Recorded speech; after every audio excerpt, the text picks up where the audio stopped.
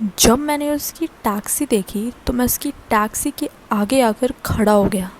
मैंने कार का डोर खोला और उसका हाथ पकड़कर उसे बाहर निकाल लिया और उसे मैं अपनी टैक्सी में ले जा ही रहा था कि उसने कहा, तुम कर क्या रहे हो? मैंने उसे बहुत गुस्से से देखा और कहा, अब बस, अगर अब तुमने बोला ना तो मुझसे बुरा कोई नहीं होगा, तो चुप। उसने गुस्से से हाथ छुड़ाया और कहा, देखो, मेरे पास वक्त नहीं है और मुझे कहीं जाना है और मुझे तुम नहीं रोकोगे। मैंने उसे रोकते हुए कहा, तुम कहीं नहीं जा रही हो, तुम मेरे साथ चल रही हो तुम्हारे घर। तुमने सोचा तुमने क्या कभी सोचा भी कि मैं अकेला रहता हूँ, फिर भी तुम्हें अकेले रहने से रोक रहा हूँ? क्योंकि मैं जानता हूँ कि अगर तुम्हारे हाथ में किसी का साथ है तो तुम्हारी ज़िंदगी बहुत आसान है। और वो तो तुमसे कितना प्यार करते हैं, तुम्हारे साथ रहना चाहते हैं, तुम्हारा ख्याल रखना चाहते हो। अगर तुम यही सब करोगी ना तो उन्हें दर्द नहीं, रिग्रेट होगा। और दर्द से ज़्यादा मुश्किल रिग्रेट में रहना है, और ये मुझसे बेहतर और कोई नहीं जान सकता। प्लीज़, तुम्हारे आगे हाथ जोड़ रहा हूँ, उन्हें दर्द में रहने दो प्लीज़, रिग्रेट में नहीं। और तभी वो मेरे कंधे पर आ गिरी। जब मुझे समझ आया तो पता चला कि वो बेहोश हो गई है। फिर टैक्सी ड्राइवर ने बोला कि वो हॉस्पिटल जा रही थी। मैं उसे हॉस्पिटल लेकर गया और वहाँ जाकर पता चला कि उसके पास टाइम बहुत कम है, उसकी इन्फेक्शन बहुत ज़्यादा बढ़ गई थी। फिर मैंने उसके पेरेंट्स को बुलाने ही जा रहा था कि उसके पेरेंट्स खुद ही वहाँ आ गए। दरअसल जब मैं उसके घर से एकदम निकल रहा था तो उसके भाई ने मेरा पीछा किया, जानने के लिए कि मैं क्यों निकल गया इतनी जल्दी। उसने मेरी और शिद्दत की सारी बातें सुन ली। उसके बाद ही वो अपने पेरेंट्स को लेकर आया। मैंने उसके पेरेंट्स को सब कुछ बताया कि आखिर क्यों उसने ये सब किया।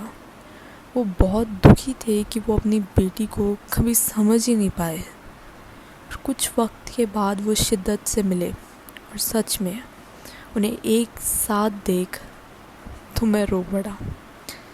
बहुत खुश था कि हाँ, काश कोई तो मिल गया।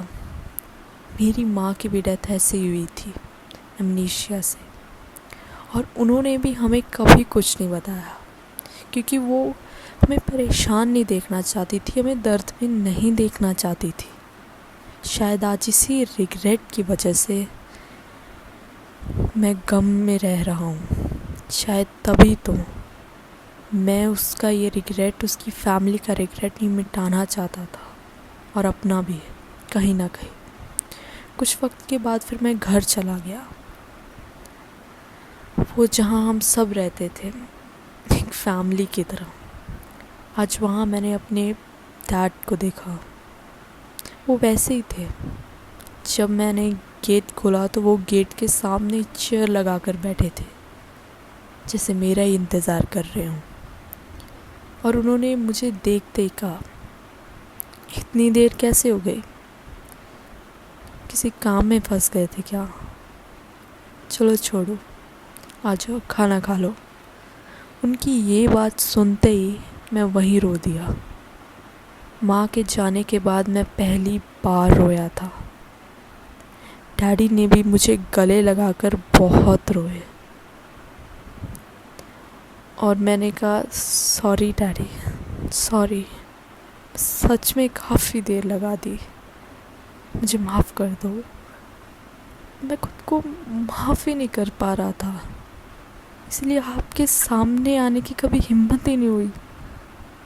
उन्होंने मुझे चुप कराते हुए कहा, तुम्हारी गलती नहीं है, मैं आज तक खुद को माफ़ नहीं कर पाया, पर तुम रो मत। तुम्हारी माँ हमें रोते हुए नहीं देखना चाहती थी, ठीक है? उस रात मैंने और डैड ने साथ बैठकर पहली बार ड्रिंक की। हमने कोई बात नहीं की, शायद हमारा साथ होना ही काफ़ी था, बातों की कभी ज़रूरत ही नहीं पड़ी। कब रात गुजर गई पता ही नहीं चला। जब सुबह हुई तब मैं शिद्दत से मिलने गया, तो वहाँ जाकर पता चला कि वो नहीं रही। ऐसे लगा कि जैसे खुदा ने मुझे कुछ देकर छीन लिया। शिद्दत और मैं सिर्फ कुछ वक्त के लिए मिले थे और उसके बाद जुदा हो गए। पर जब इस बार मिले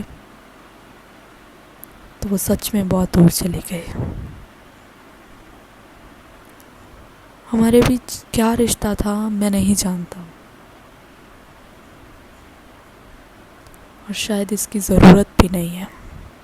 पर वो मुझे इतना सिखाकर ज़रूर चली गई कि रिश्ते दोनों तरफ से निभाए जाते हैं, वरना जनाजा तो अकेला इंसान भी उठा नहीं पाता।